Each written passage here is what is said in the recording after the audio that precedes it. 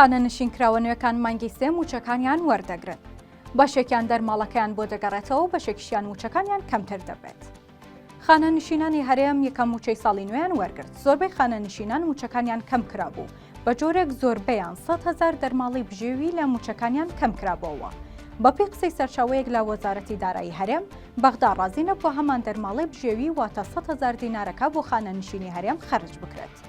سەرچاوەکە دەڵێت بۆ مانگەکانی داهاتوو ڕەنگە بەشێکیان ئەو 100,000یان بۆ بگەڕێنرێتەوە، چونکە بەغدا دەیەوێت لە ئەم ساڵەوە ئەو بڕیارە بۆ خانە نشینانی هەرێم جێبەجێ بکات. ئەویش دەبێت سەرۆکوەزیرانی عێراق فەرمانی بۆ دەربکات.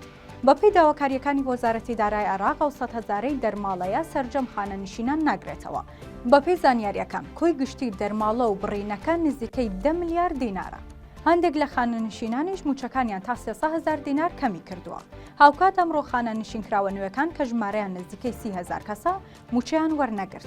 سەرچاوەیەک لە دارایی هەرێم دەڵێت بۆ مانگی دووش ڕەنگە فریا نەکەون، بەڵام بۆ مانگی سێ سەرجەم مامەڵەی دۆسیەکانی خانە نشینکراوە نوێەکان تەواو دەبێت و مانگی سێ موچەکانیان بەسەر یەکەوە وەردەگرن.